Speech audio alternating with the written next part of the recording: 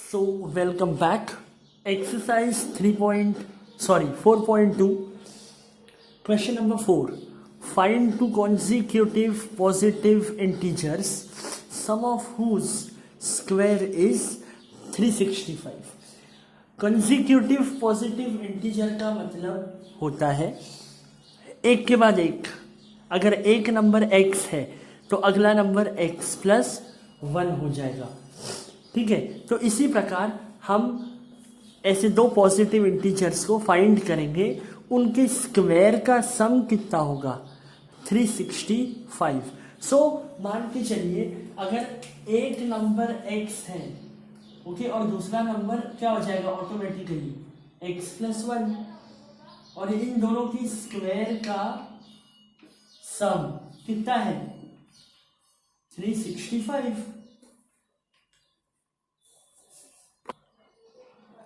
सो हमें मानना पड़ेगा कि पहला नंबर हमारा x है और दूसरा नंबर हमारा x प्लस 1 है, क्योंकि कॉन्जिक्यूटिव पॉजिटिव इंटीजर की बात हो रही है. So let us assume. कैसे स्टार्ट करेंगे? Let the first positive integer be x. पहला पॉजिटिव इंटीजर अगर हमने x ले लिया तो दूसरा पॉजिटिव इंटीजर ऑटोमेटिकली क्या हो जाएगा x प्लस 1. तो ऐसा लिखने की बजाय हम क्या लिखेंगे? हम लिखेंगे let the two consecutive positive integers be x and x plus 1. According to the condition दोनों के sum of whose square is 365. इन दोनों के स्क्वायर का सम करो, वो कितना है 365. अब इसे सॉल्व करो. देखिए मैं इस इक्वेशन को दोबारा ऊपर लिख रहा हूं. अब क्या होगा, एक्स स्क्वायर जैसा का वैसा रहेगा और इसे हम एक्सपांड करेंगे. ये कैसे एक्सपांड हो जाएगा? ये हो जाएगा x square plus 2x plus 1 is equals to 365. यहाँ पे आप फॉर्मूला लगाएंगे x plus y whole square is equals to x square plus 2xy plus y square. X square और एक्स स्क्वायर वाले टर्म्स को ऐड कर दीजिए, ये हो जाएगा 2x प्लस 1. 365 इधर आएगा और माइनस हो जाएगा. इसे हम सॉल्व करेंगे तो हमें मिलेगा 2x square plus 2x minus 364 is equals to 0. अब इन सब में से अगर कुछ कॉमन निकलता है तो निकाल लो. 2 निकल जाएगा कॉमन, तो हम यहाँ लिखेंगे 2 into x square plus 6 minus 182 is equals to 0. और ये 2 इस पूरे से मल्टीप्लीकेशन में है, 2 को उस तरफ लेकर जाओ तो 0/2 क्या हो जाएगा 0. बचा क्या x square plus x minus 182. अब हमें एक क्वाड्रेटिक इक्वेशन मिल गया और अब हमें क्या करना है, इसे इस बीच वाले टर्म को स्प्लिट करना है जो अब तक हम करते आए हैं, और उन दोनों नंबर्स का जो मल्टीप्लिकेशन है वो AC के बराबर होना चाहिए. सबसे पहला क्या करते हैं, हम इस इक्वेशन को कंपेयर करते हैं और यहाँ से A, B और C का वैल्यू लिख लेते हैं. ये साइड में करेंगे आप. A का वैल्यू 1 है, B का वैल्यू भी 1 है और C का वैल्यू -182. सो जब आप AC निकालेंगे तो 1 इंटू -182 आपको मिलेगा -182. और आपको किसे तोड़ना है? आपको हमेशा B को तोड़ना है. B कितना है? B है 1.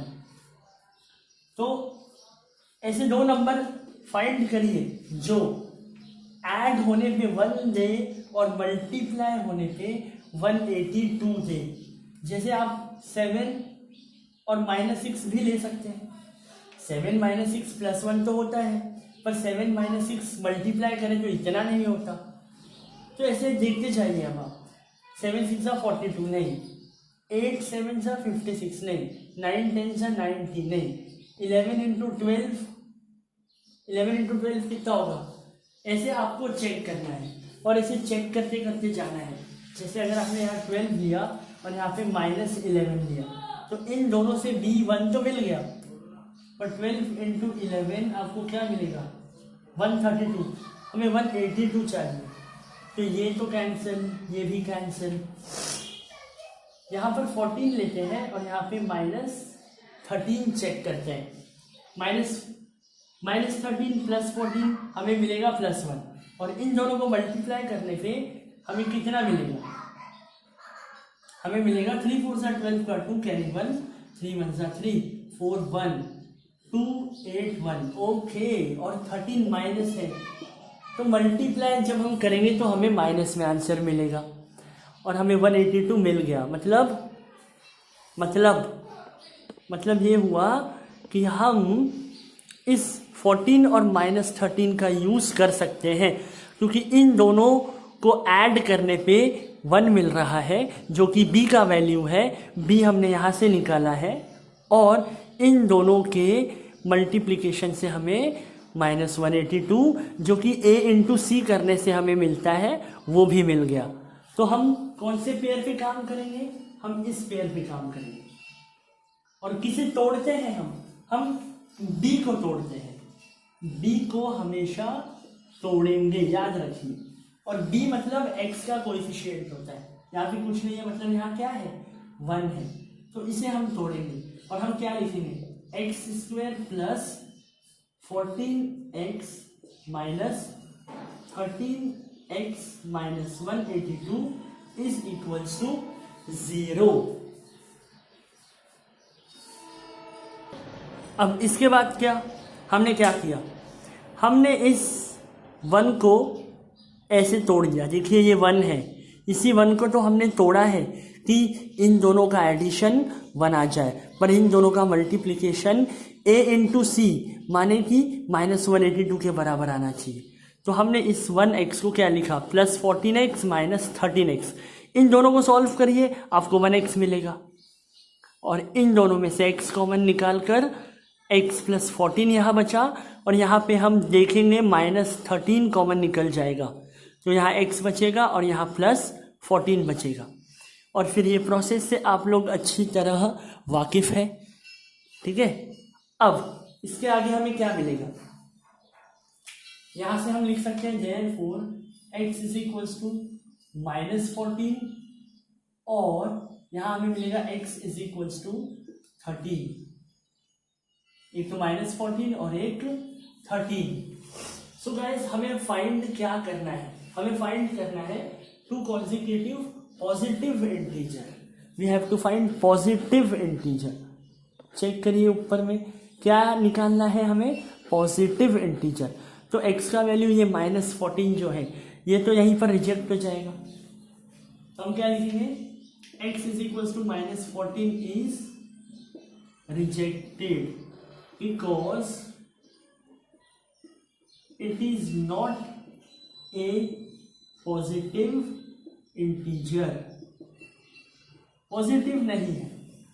therefore x is equals to 13, और x is equals to 13 हमारा आंसर आ गया है।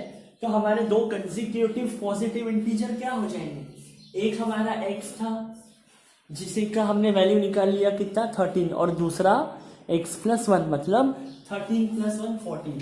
सो देयरफॉर द 2 कंसेक्यूटिव पॉजिटिव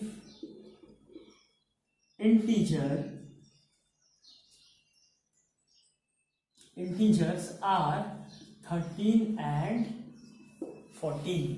अब आप चेक करिए 13 क्या बोला है इसमें कि sum of whose square is 365। Check कर लीजिए 13 का स्क्वायर कितना होता है और 14 का स्क्वायर कितना होता है, और उन दोनों को ऐड करके आप चेक कर सकते हैं 365 आ रहा है या नहीं आ रहा है। Okay, and that is what you can check and verify whether the answer is correct. अगर आप चेक करना चाहें तो कर लीजिए। हमारा एक नंबर है 13 और एक नंबर है 14।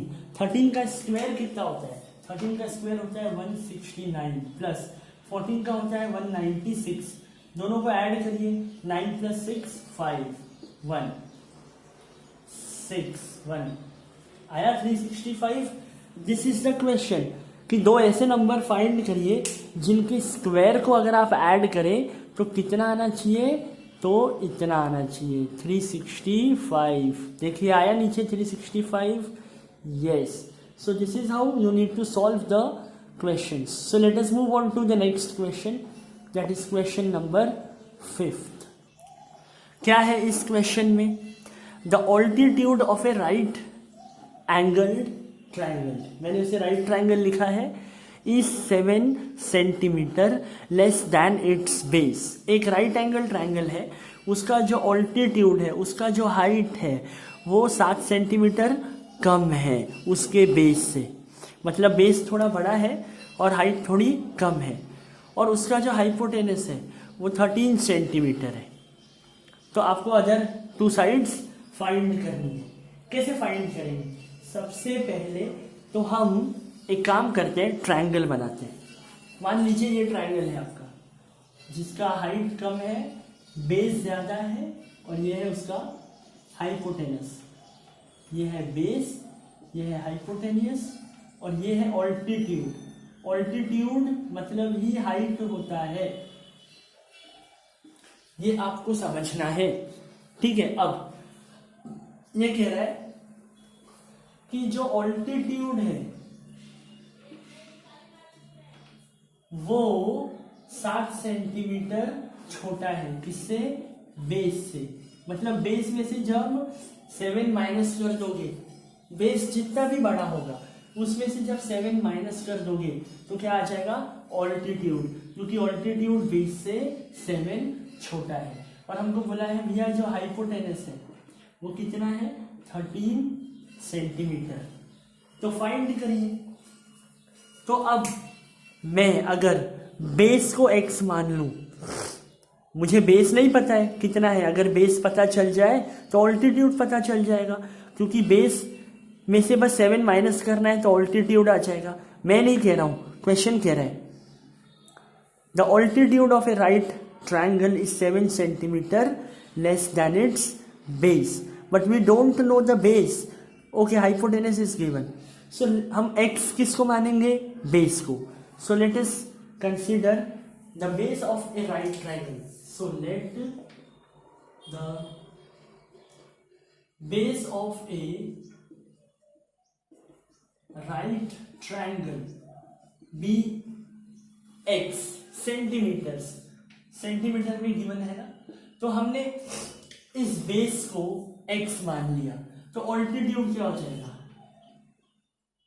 Then altitude will be, altitude is equals to base minus 7। Base को हमने x माना है तो ऑल्टीट्यूड हो जाएगा x में से 7 को माइनस कर दो, x माइनस 7 सेंटीमीटर।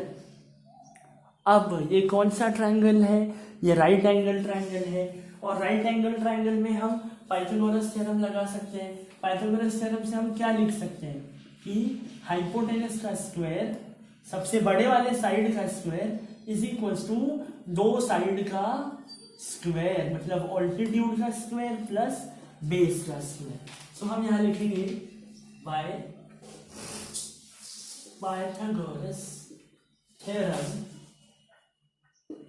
क्या मिलेगा? हमें मिलेगा हाइपोटेनस। क्या है hypotenuse?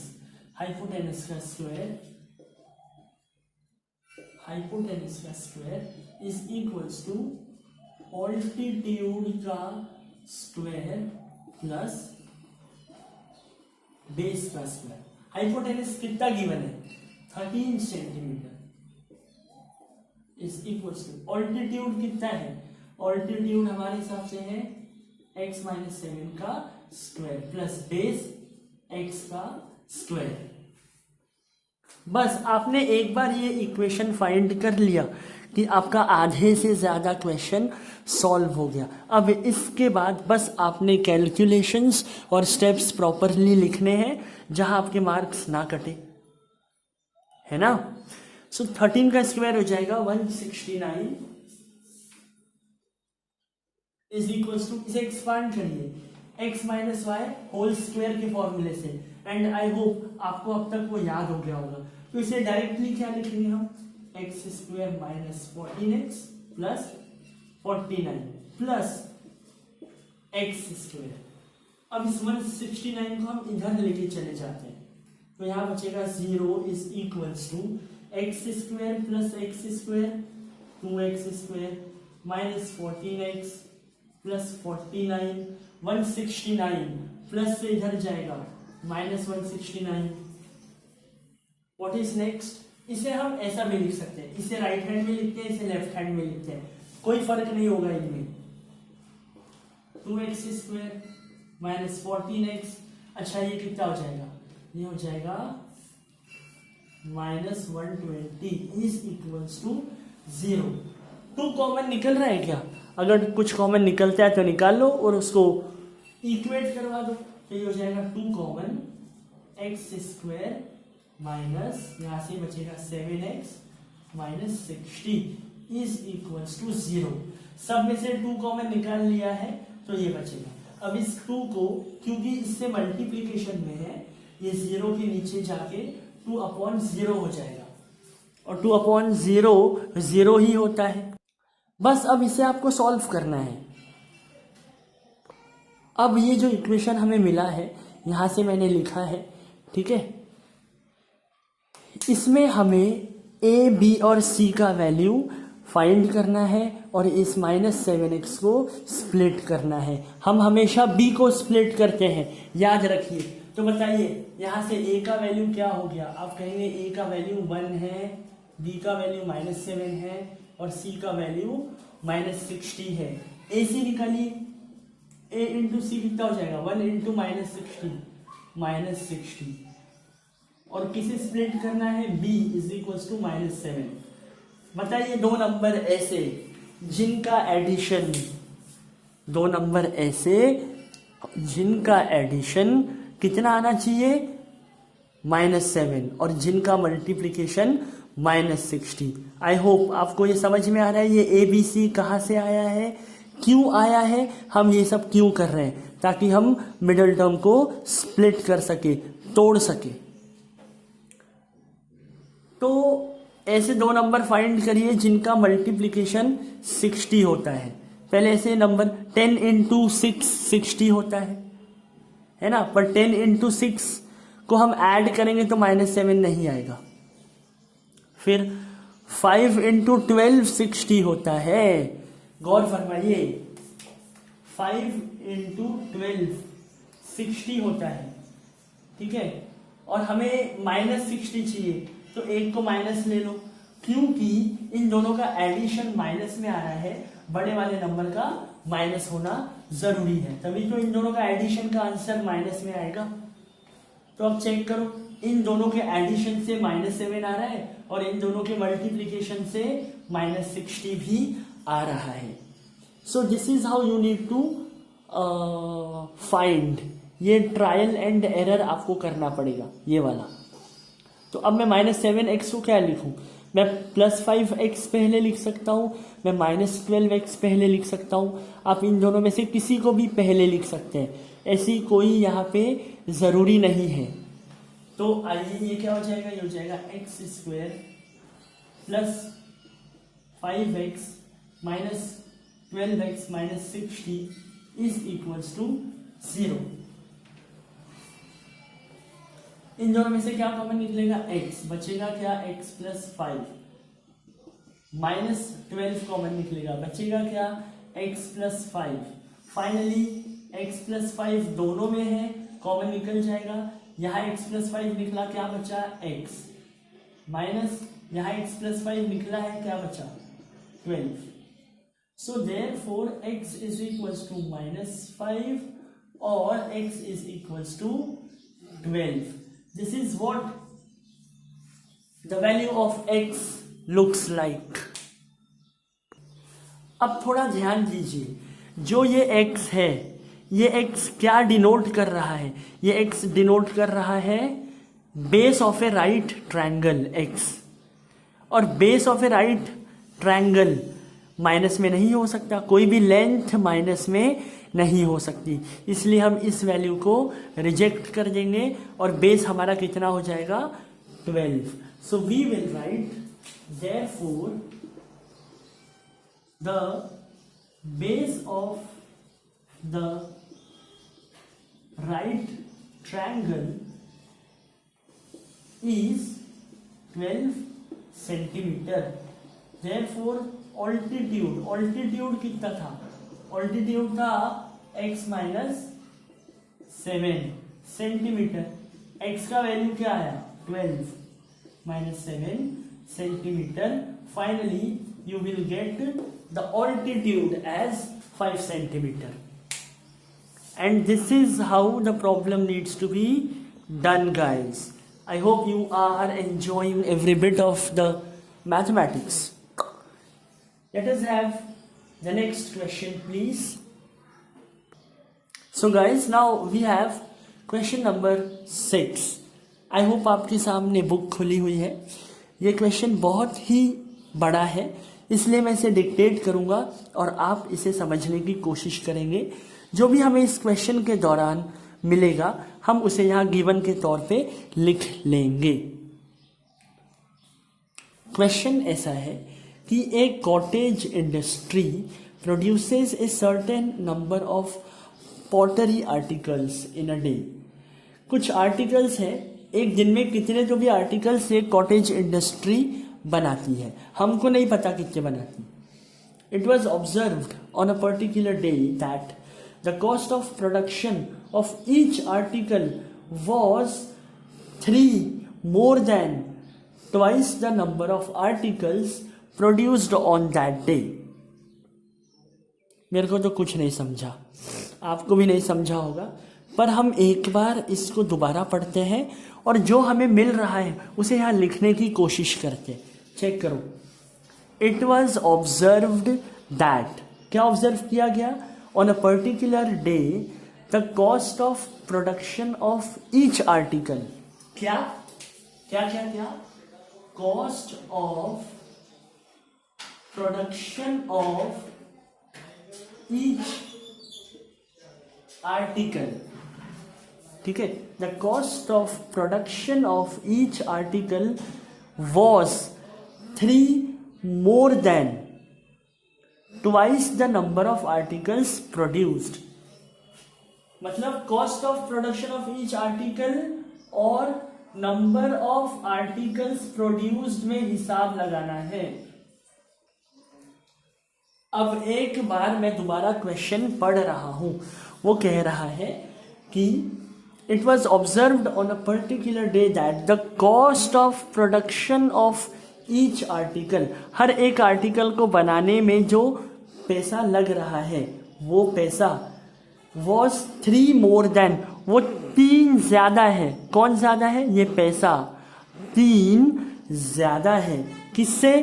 Number of articles produced के डबल होने से. Twice the number of articles, मतलब twice the number of articles से भी 3 ज्यादा है. कौन? Cost of production. Cost of production 3 ज्यादा है ना, तो छोटे में 3 ऐड करेंगे. और दूसरी बात, कितने से ज्यादा है? डबल ऑफ आर्टिकल प्रोड्यूस्ड से 3 ज्यादा है. मतलब ये जो पैसा है cost of production of each article, ये पैसा कितना है? जितने आर्टिकल जिनमें बन रहे हैं उसको डबल करो, उससे भी 3 ज्यादा है. ऐसा हमने लिखा है. अब मैं एक और बार वो सेंटेंस पढ़ रहा हूं और आप उससे इसे समझेंगे. देखिए,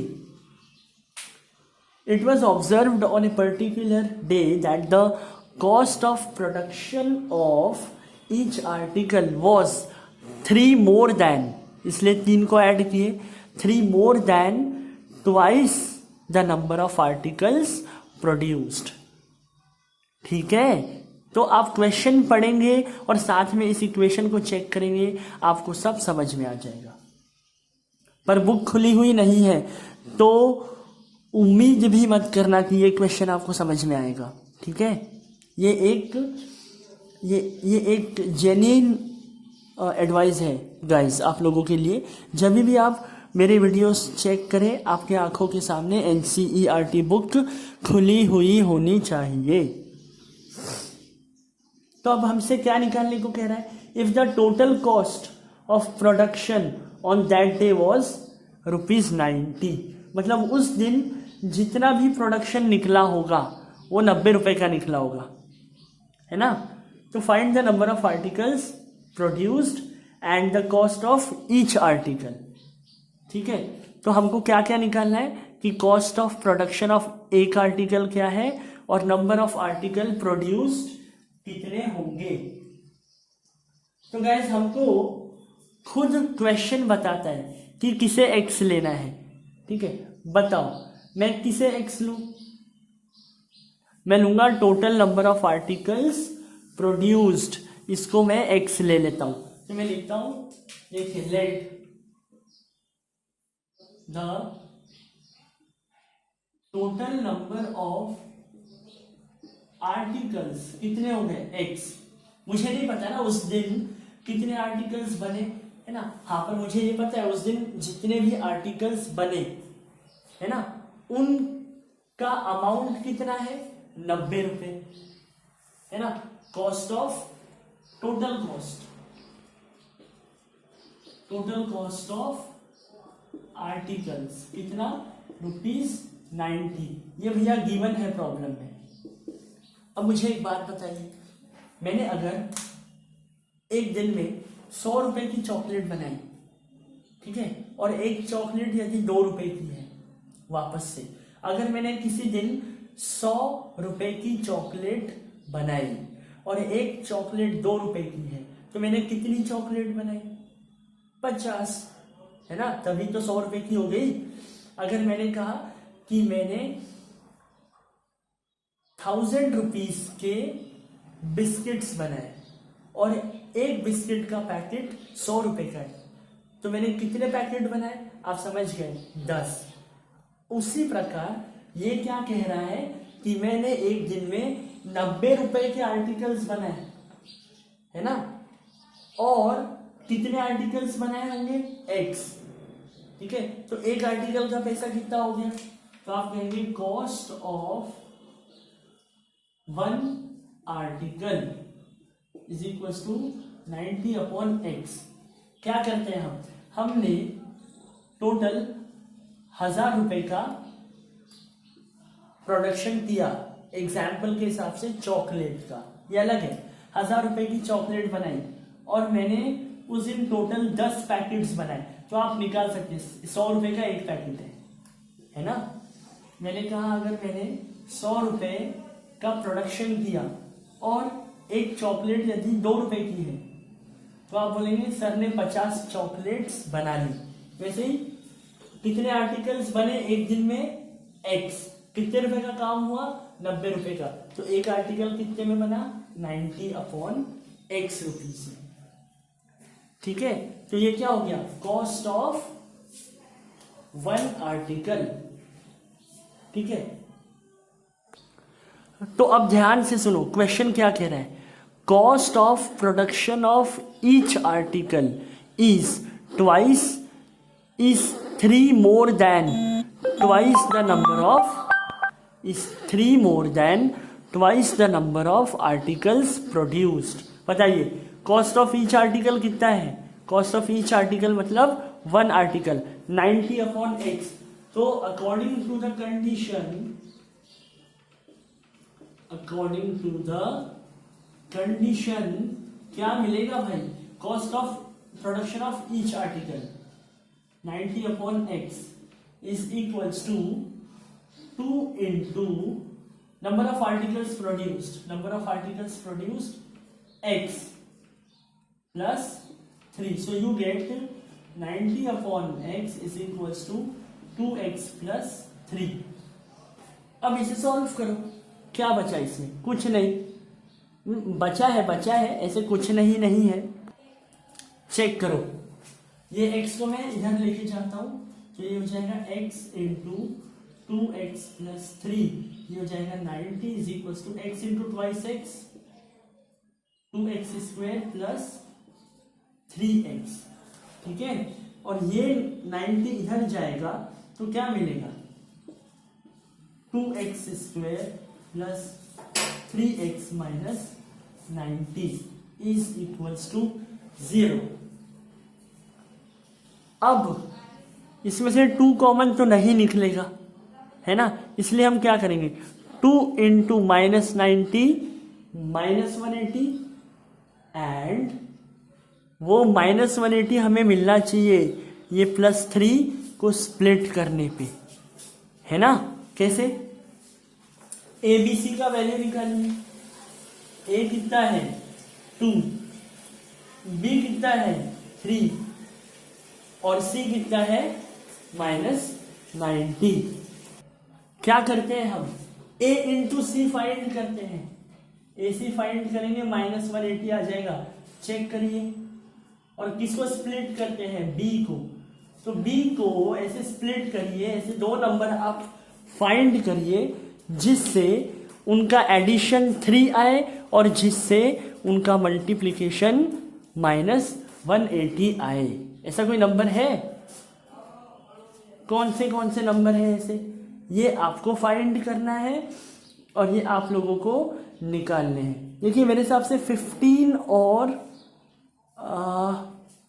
नहीं